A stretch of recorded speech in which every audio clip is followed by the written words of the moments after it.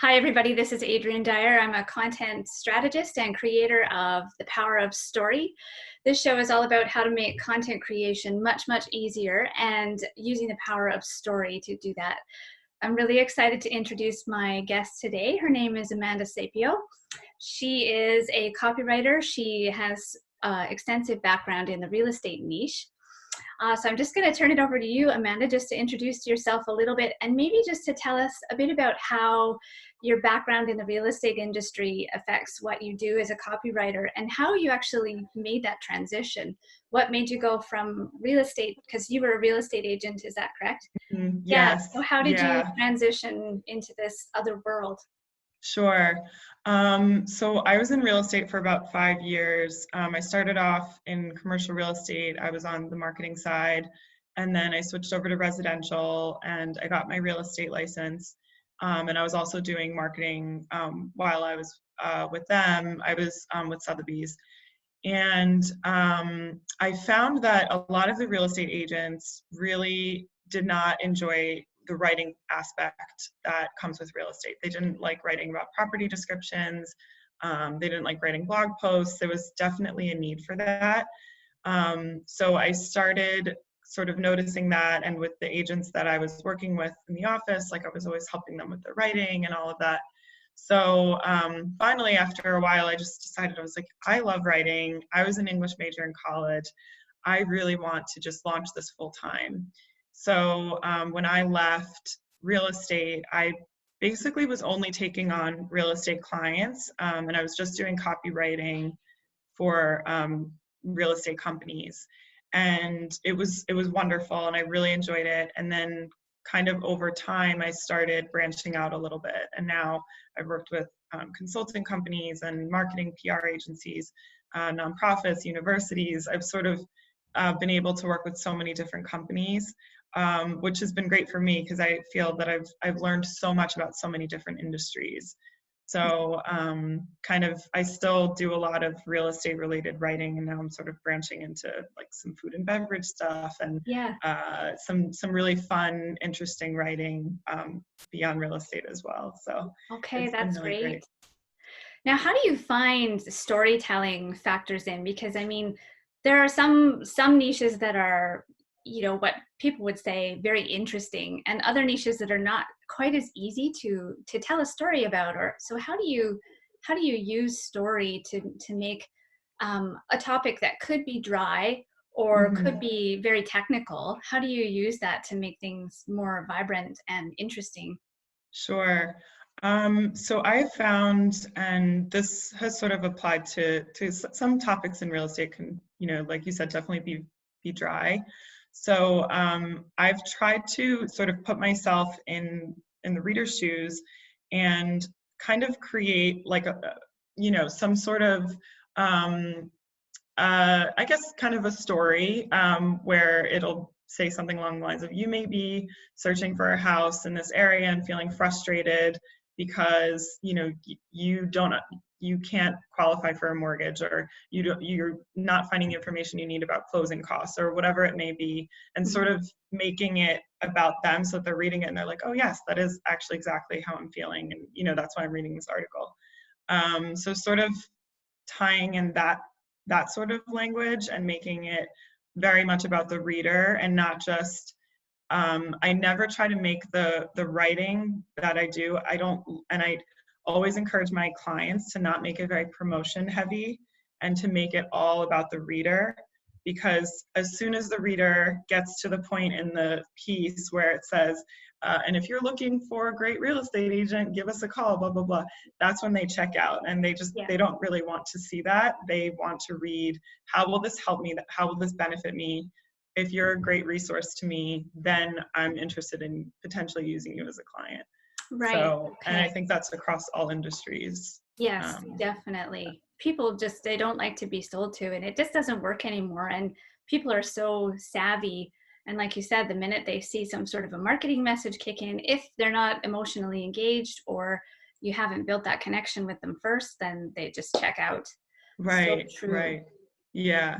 Now, you are an SEO specialist, and I know when a Mhm. lot of people, especially if they're a creative entrepreneur or any type of entrepreneur who is trying to do their own content, as soon as Mhm. they hear SEO, they kind of just it can be a little bit intimidating, or it Definitely. feels like it's this big thing that you have to learn. So, um, basically, could you maybe sort of break down sort of what are the best tools that you can use first of all to incorporate into somebody's business for like keyword research, maybe just some SEO basics that people can use Sure. to implement in their business just to make that easier and to make sense?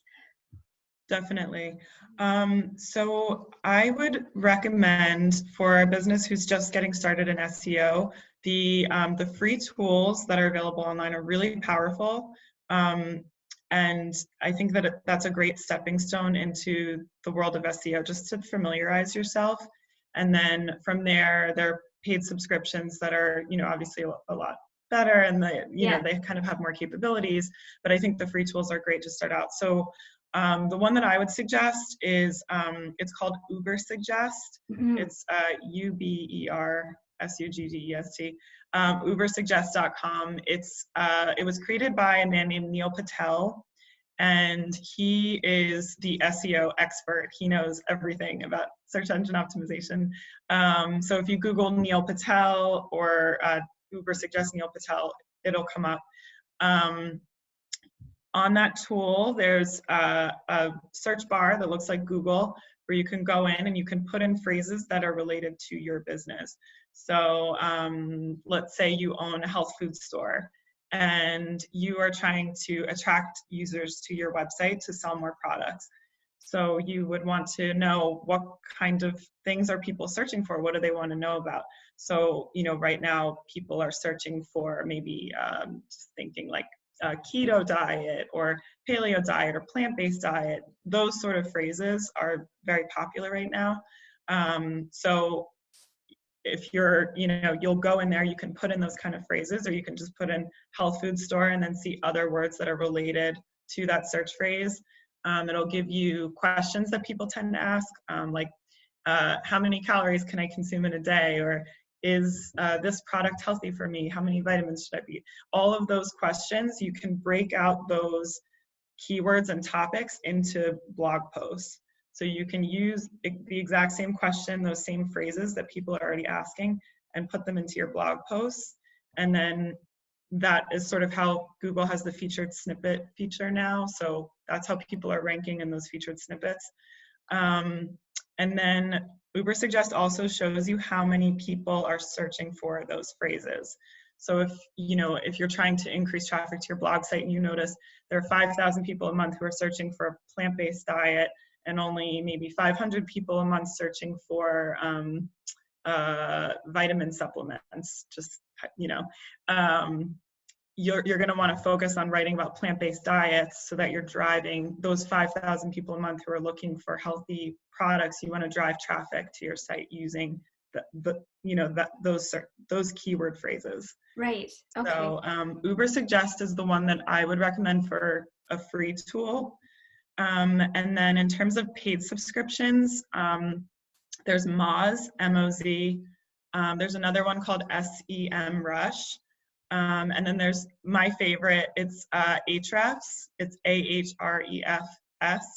Ahrefs is, in my opinion, the best. They're all really great tools and they all kind of have the same capabilities. But I find Ahrefs to just be really, really strong. And in Ahrefs, Moz, and SEMrush, you can also look at what competitors are doing. So if you have a health food store that's a couple miles away and you notice that they're getting tons and tons of website traffic, their sales are crazy good, and you want to see what they're doing that you can replicate, you can go on, you can see the keywords that they're using on their website, which keywords tend to do a little bit better. You can just look at their blog posts and you can see like which ones are performing a little bit better. Wow. So those are all kind of some things that you can do to sort of outrank your competitors. Yes. Okay. That's amazing. So, speaking of blogs and using the keywords and using those tools that you mentioned, so Mhm. how can a blog help your website rank higher in Google? Sure.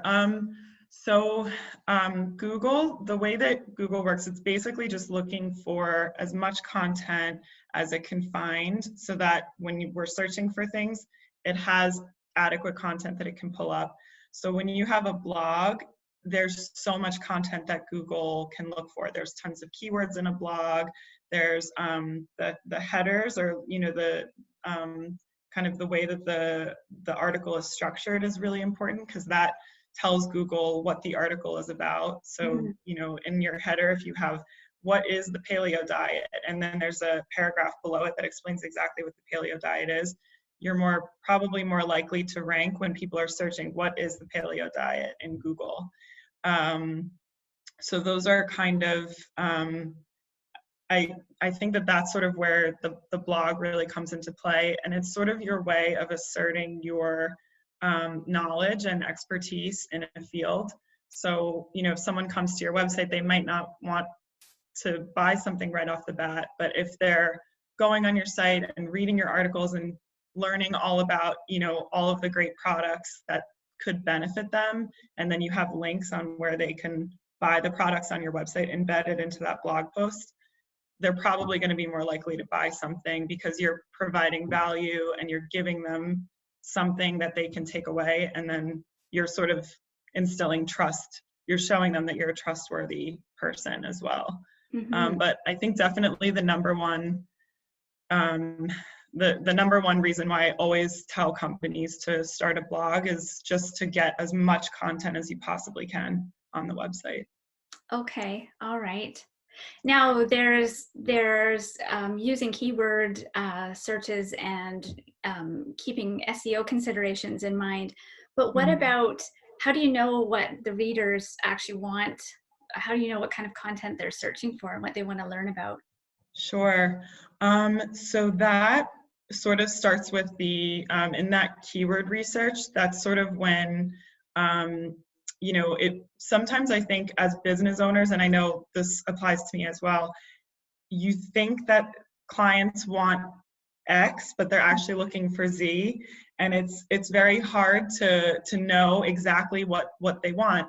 So I've written articles where I'm like, oh, this is exactly what everyone wants to be reading. This is going to be a hit, but I don't really do my keyword research, and I publish it and it flops. And but then the ones where I actually go into those tools mentioned, Uber suggests and all of those. And I actually do my research, and I look at what keywords people actually are searching for in Google, which questions they're asking, which common phrases, and then related keywords. So other aspects of that same topic that people are also searching for.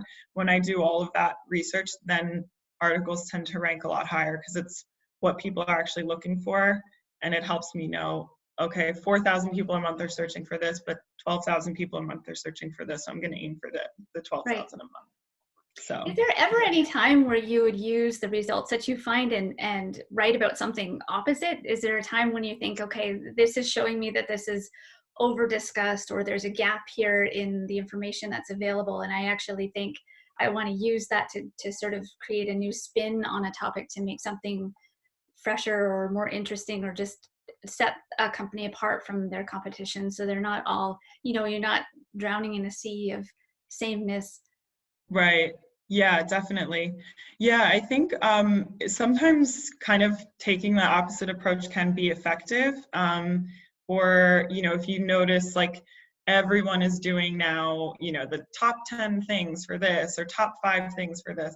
Sometimes, maybe those types of articles do convert really well, or you might be in the kind of industry where you publish a bunch of those articles and people actually don't really like that sort of content. They just want to know exactly, they don't like to read long lists, or it sort of depends on the industry, I think. I know, like, my brother, for example, is a designer and he does a lot of blog writing. For his blogs, he does those lists where it's like top 10, top 5, top 7. So those do really well for him on his blog, but I haven't found the same thing for me. when it comes to when I write about freelancing and copywriting and all of that. Usually like, here's how to do X tends to do a little bit better for me. So I think it's sort of industry specific as well, and definitely a lot of trial and error in terms of figuring out, how do I want to structure my piece? What kind of content can I focus on? What if I try the opposite? Maybe it'll work really well, maybe it'll flop. It's sort of just, SEO is definitely, you try it, you see what happens, sort of thing. Yeah. So. And I guess for a writer, that's where niching comes into play. If anyone in the audience is a copywriter, whether you're just starting out or whether you've been doing this for a while, there's that whole generalist versus specialist argument. And I guess that's where niching down really does help, because first of all, the market really well, but then you really have a chance to hone in much quicker on what suits that niche market the best. Absolutely. Yeah, definitely. Okay, so I'm wondering if you could give us an example of a client that you've worked with who has seen some traffic growth as a result of the SEO tools that you've given us. Sure, absolutely. So I have a client who is based out of North Carolina. His name is Ryan Fitzgerald. He owns a real estate company called rallyrealty.com. When I first started working with him, I've been working with him now for probably like a year and a half or so. When we first started working together, he was seeing, his traffic wasn't bad by any means. He was getting about 60,000 users a month. So it was fine. But he really, really wanted to increase that. He wanted to be over 100,000. So we started working together, and we kind of, we were doing like a couple blog posts here and there, but we didn't really have a strategy in place. He was using Moz, he was using Ahrefs, all of that.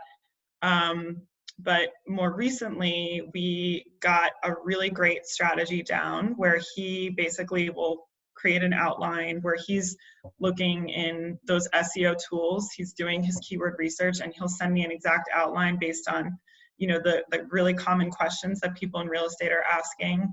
And he'll give me, all of the popular keywords and all of that.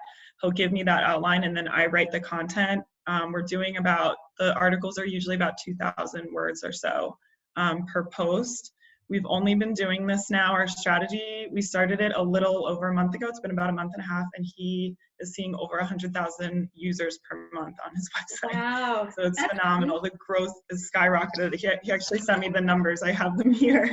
Oh my gosh, that is amazing. Yeah, when he screenshotted to me, he had 100,678 users on his website. And I mean, it's grown tremendously. It's really incredible. And it's so fast too. Yeah. But we got a really consistent strategy down where we're posting like once or twice a week, 2,000 word articles, where he's doing a lot of research ahead of time to make sure that outline is really, really, really thorough. And I'm answering all of those questions as thoroughly as I can. And it's amazing to see. Wow. So we're aiming for more, 200,000 and then 500,000. Like, we're just going to keep growing it. But yeah, he's at over 100,000 right now. So it's super exciting. That's absolutely incredible. You met the goals just in a month. Now, right. Is that so here's the, and I think a lot of people often have the idea of starting a blog, if you don't have one already, can be intimidating just because of the amount of work that's involved. If you're an entrepreneur and you're trying to do that yourself, do articles need to be 2,000 words? Is there a length? Can they be effective if somebody starts out with just like 2 a month of 500, 750 words or something like that? Can you just, you might not see growth as quickly, but can those be effective as well? Yeah, I think it's definitely all about consistency. And I think that's what we found, in working with Ryan. Like, last year when we were working together, it was more sporadic. I would send him an article every now and then. We didn't really have a very consistent strategy, but now we're consistently adding to the blog every single week over week. And so I think that the consistency has been really beneficial. So I would say, for business owners, if they can try to get a post out once or twice a week, that's really beneficial. If it's, maybe once every 2 weeks or once a month, that might not be a lot, because, you'll start to kind of get engagement. And then if you fall back for 2 weeks, then that engagement drops. And So I think like once or twice a week is really beneficial. And then in terms of word length, Google kind of keeps changing this. I think I would try to maintain like around 1,000 words, and then see how that does. If you're not really seeing a spike in organic traffic, if you're not really seeing any growth there, then maybe increase it to 1,500 words, see how that does, and then maybe even try 2,000 words and sort of test it out. But I would say around 1,000 words should be sufficient for companies that are starting out. I know most of my blog posts on my website are around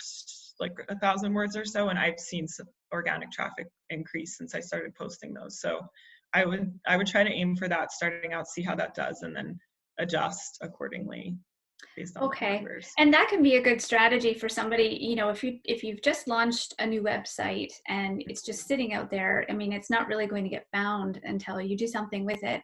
So Right. this is a really good way to drive traffic to your website and then filter that on down through to you know, your email marketing and such, without having to do social media advertising or anything like that, right? Yeah, yeah. I mean, the blog is definitely, it's very effective in sort of kind of boosting itself on its own. There, it's definitely great to share it on social media. If you have social media sites, that's an amazing way to drive traffic back to your site, and just to get as much exposure on those blog posts as possible, because Google, the way that they assess if a blog post is a quality piece, they're looking at the length of time that someone's spending on the blog post. They're looking at, you know, did they just click into it and then click right out of it, that sort of thing. Are they linking back to it? Mm. All of that. So those are all really important components. So the more you can share it, the more you can spread it, you know, around your community or in your network, the higher ranking the website will be. So Okay, those are um, great tips. Now, for anybody who is a content marketer or a copywriter or a business owner that is doing their own content, you have generously put together a free resource that you were going to share with them, which is amazing because you're a wealth of knowledge. So in addition thank to you. your website, which is ASAP, what is, sorry, Uh, asapeditorial.com, right? Okay. yes. Yep. Okay, perfect. So they can go to your website and read all of your amazing blog posts there, which I have already done. Thank you. Or you have a beautiful free resource that you were going to share with them as well. Yes, yeah. So I know that SEO can be very daunting, and I want to try to make it as digestible as possible.